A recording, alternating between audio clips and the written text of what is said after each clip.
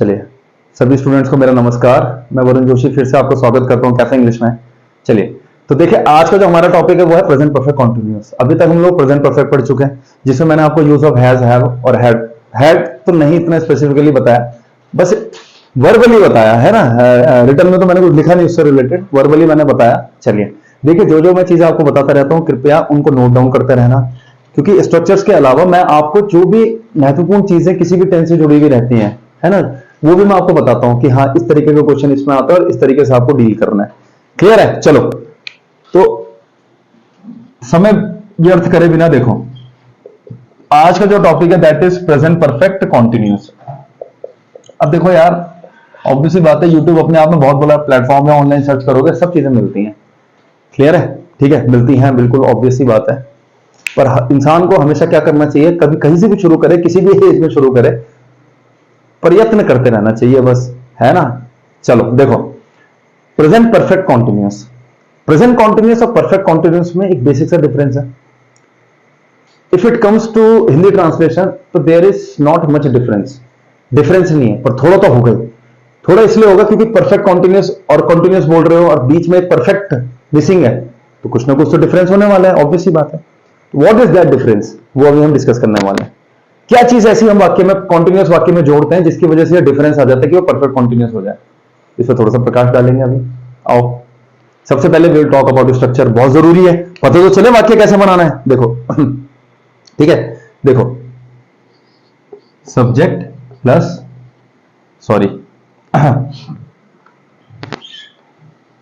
Subject plus has, have, क्योंकि perfect perfect में helping verb क्या होती है, हैज और हैव।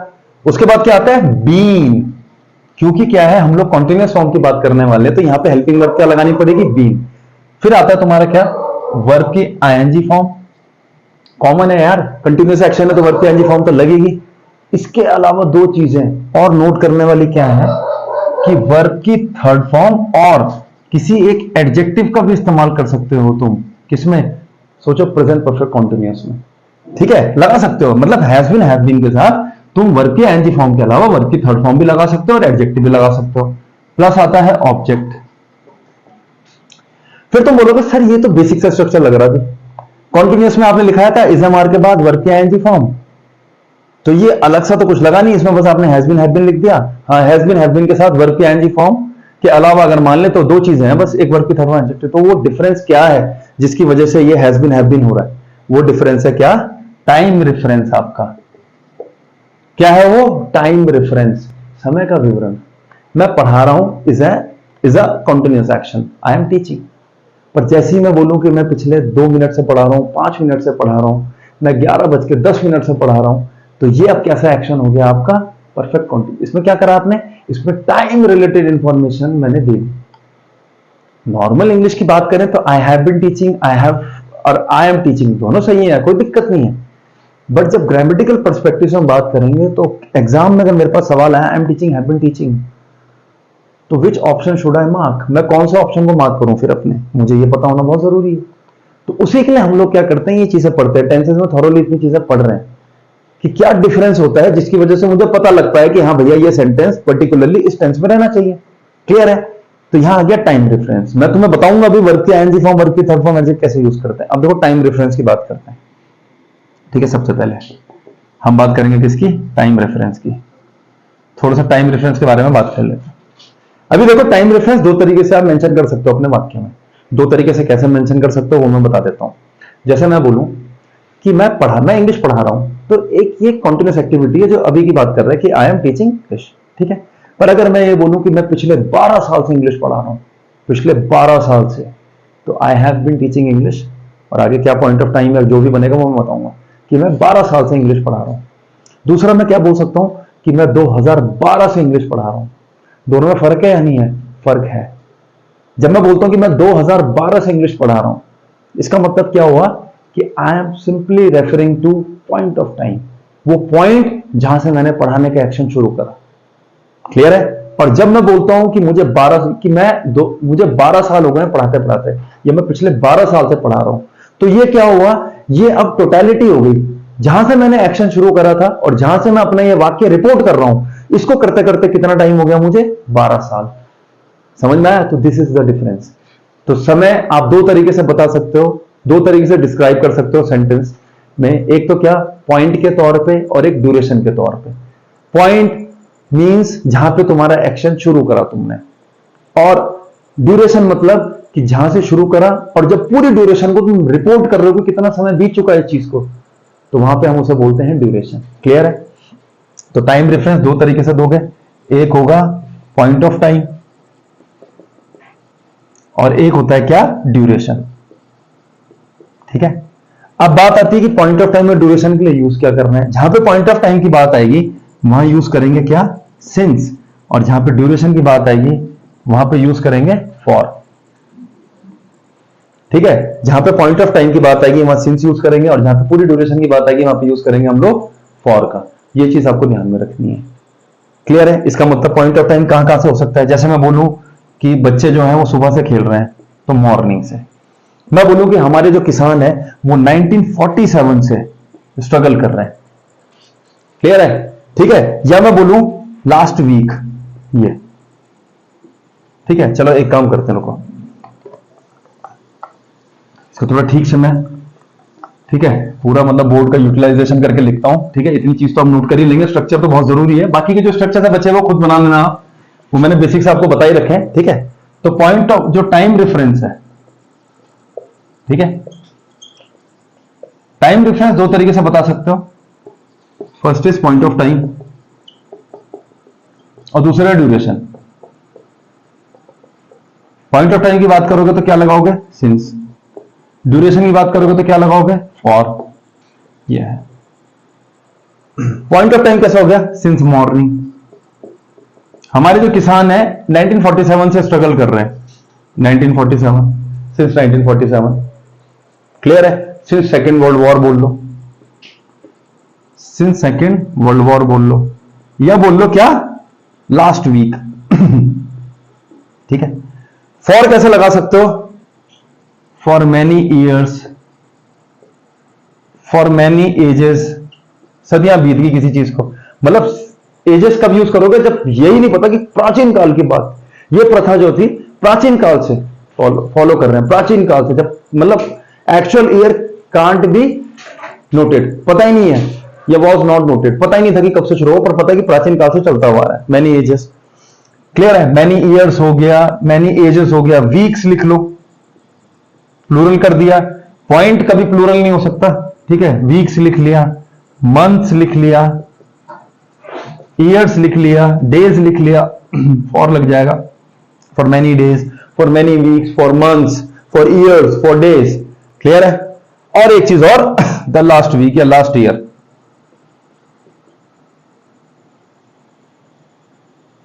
चलो इसको भी ईयर ही करते हैं। ठीक है? उससे मैं थोड़ा ठीक से समझा पाऊंगा आप लोगों को। यह तो ड्यूरेशन देखो, यहां जहां प्लूरल दिख जाए ना, पॉइंट ऑफ, जहां प्लूरल दिख जाए टाइम, वहां समझ जाना फॉर लगेगा। ड्यूरेशन की बात हो रही है। पॉइंट प्लूरल नहीं हो सकता। पॉइंट तो मतलब पॉइंट ऑफ ओरिजिन है एक्शन का, वो प्लूरल कैसे हो जाएगा यार? जब टोटलिटी करूंगा उसकी तब पता। बच्चे सुबह से खेल रहे हैं, सुबह कब से? 7 बजे से, अब 11 बजे। अच्छा 4 घंटे हुए खेलते, फॉर 4 आवर्स सिंस मॉर्निंग। 1947 से हमारे किसान जो है बहुत परेशान है। क्लियर है? तो कितने साल हो गए? 53, 77, 78 साल मान लो, 78 साल है शायद ना, 78 ईयर्स आ रहा है। वैसे तो कायदे से जो कैलकुलेशन है 77 पे, चलो 77 नहीं मान लो, 70। तो हमारे जो किसान है वो 1947 में इंडिपेंडेंस से स्ट्रगल कर रहे हैं। They have been struggling since independence. चलो समझ में आ गई ये बात। इसका मतलब सिंस इंडिपेंडेंस का मतलब हो गया 78 साल हो गए। They have been struggling for 78 years, for 77 years. तो ऐसे हम क्या कर सकते हैं? किसी चीज से निकाल सकते हैं ना, कुछ डिड्यूस कर सकते हैं कि अच्छा ये ऐसा है, इसका मतलब यहाँ पॉइंट इतना है तो टोटल ड्यूरेशन इतनी हो सकती है, या टोटल ड्यूरेशन इतनी है तो पॉइंट इसका मतलब ये रहा होगा। क्लियर है? ये चीज आपको समझनी है। अब इसको देखो, लास्ट ईयर और द लास्ट ईयर को। इसमें एक चीज और याद रख लो, for long time. Long time बहुत लंबे समय से। लास्ट ईयर और द लास्ट ईयर, इसको देखो एक तरीका तो याद रखने का है, जहां पे आर्टिकल दिख जाए द, समझ जाना उससे पहले फॉर आएगा, जहां आर्टिकल नहीं है वहां the last.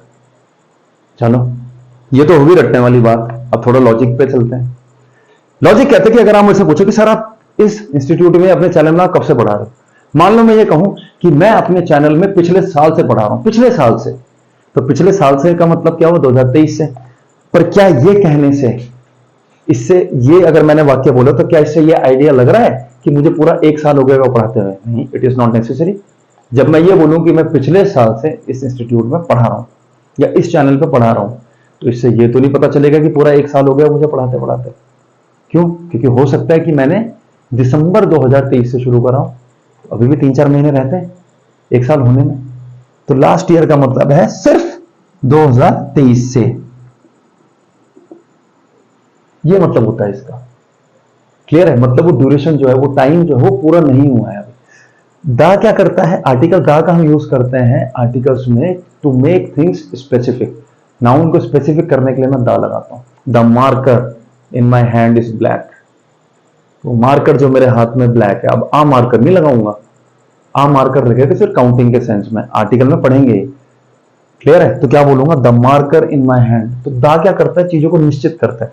When I say that I have been teaching in this channel, ठीक है, I have been teaching in this institute for the last year. तो फॉर द लास्ट ईयर का मतलब क्या हो गया? पूरा 1 साल हो गया पढ़ाते पढ़ाते। वो 1 साल की जो ड्यूरेशन है, इट हैज बीन कंप्लीटेड। ये चीज ध्यान में रखना। क्लियर है? ये मतलब होता है the last year means for complete 1 year. Since last year मतलब पॉइंट जो था वो पिछले साल से था, पर अभी 1 साल नहीं हुआ पढ़ाते पढ़ाते। सर दोनों आ सकते हैं, बिल्कुल दोनों आ सकते हैं। सिंस लास्ट ईयर भी ठीक है, फॉर द लास्ट ईयर भी ठीक है, बट बिना दा के फॉर लास्ट ईयर गलत है। ये चीज ध्यान में रखना। क्लियर है? आई होप इतनी जो जानकारी है आपको फ्रूटफुल लगी होगी। ठीक है, चलो अब थोड़ा सा एक काम करते हैं आज, अभी इसी लेक्चर के कंटिन्यूएशन में सिर्फ थोड़ा सा एक सेंटेंस फॉर्मेशन बता दूं तुम लोगों को कि ये एडजेक्टिव का कैसे पार्ट हम कर सकते हैं पूरा इसमें, प्रेजेंट परफेक्ट कंटीन्यूअस में, और बाकी का भी, वर्ब की थर्ड फॉर्म का भी, वर्ब की आईएनजी फॉर्म का देख लो। जैसे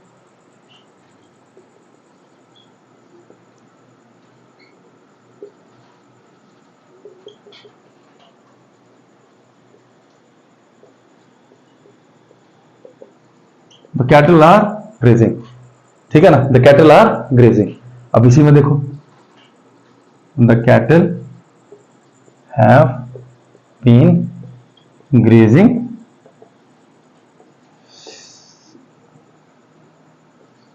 सिंस मॉर्निंग। लो ये लो, बन गया वाक्य। एक और देखो, एडजेक्टिव लगाऊं, लो विशेषण से भी देख लो वाक्य कैसे बन सकता है।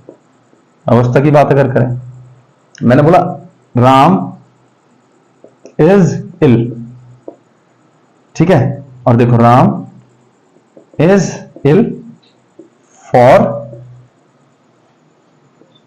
मैनी डेज या सिंस लास्ट वीक। देखो दोनों के मायने ठीक है, दोनों अपने अपनी जगह ठीक है। बहुत दिनों से है तो फॉर लगा दिया, पिछले हफ्ते से है तो सिंस लगा दिया, ठीक है। राम इज इल, अब दोनों वाक्य कंपेयर करके देखे, राम बीमार है, पिछले कई दिनों से राम बीमार है, तुम कहोगे ट्रांसलेशन दोनों में सेम आ रहा, पर कुछ तो डिफरेंस होना चाहिए ना, क्योंकि यहाँ टाइम रेफरेंस है। तो जैसे तुमने देखा टाइम रेफरेंस है, इसकी जगह क्या लगा दो? Has been. भाई सीडीएस में सवाल आया था 2015-16 में, और हमारे धुरंधर बच्चे ऐसे हैं, उसमें सिर्फ यह था कि I was ill for quite a long time therefore I was not able to attend the meeting. Simple सा सवाल था कि मैं बीमार था कुछ दिनों से, इसलिए मैं मीटिंग अटेंड नहीं कर पाया। बच्चे टिक मार के हुए ट्रांसलेशन अपना, अरे मैं पिछले कुछ दिनों से बीमार था, ठीक तो वॉज ही तो आया था। उन्होंने ये नहीं देखा कि जब टाइम रेफरेंस है तो वहां पे होना चाहिए था आई हैड बीन इल, कि मैं कुछ दिनों से बीमार था तो had been ill therefore I was not able to attend the meeting. ये सिंपल सी चीज थी, पर क्या है, फ्लो में सेंटेंस पढ़ा, फिर वही स्कूल वाली इंग्लिश भी अप्लाई करते हैं हम लोग। हम देखते हैं स्कूल में जो इंग्लिश पढ़ी थी भाई गलत तो नहीं पढ़ी थी बिल्कुल भी, तो कुछ चीजें होती हैं, ठीक है ना। कुछ चीजें क्या होती है कि हमें नई चीजें सीखने को मिलती हैं जब हम कंपटीशन के वर्ल्ड में, दुनिया में एंटर करते हैं। तो क्लियर है, ये चीज आपको ध्यान में रखनी है, ठीक है। तो राम, ये देखो अब यहां बन गया ना एडजेक्टिव। मैं तुम बोल दो आई एम इंटेलिजेंट, बोल दो I have been intelligent since my childhood, मैं बचपन से ही होशियार हूं। I have been intelligent since childhood, बचपन से ही होशियार हूं। जब तुमने अपनी इंटेलिजेंस को लेकर टाइम पीरियड मेंशन कर दिया, हैव बीन लगा दो, अदरवाइज तुम बोल ही रहे हो आई एम इंटेलिजेंट, ठीक है कोई दिक्कत नहीं है। तो इंटेलिजेंट क्या हो गया? एडजेक्टिव हो गया। तो इट इज नॉट नेसेसरी कि हैज बीन हैव बीन के साथ हमेशा वर्ब के आईएनजी फॉर्म देखने को मिले। चलो जी, अच्छा एक और देखो, अब क्या हुआ, आईएनजी फॉर्म देख ली, ये देख लिया, वर्ब की थर्ड फॉर्म पे बात कर लेते हैं थोड़ी सी, ठीक है।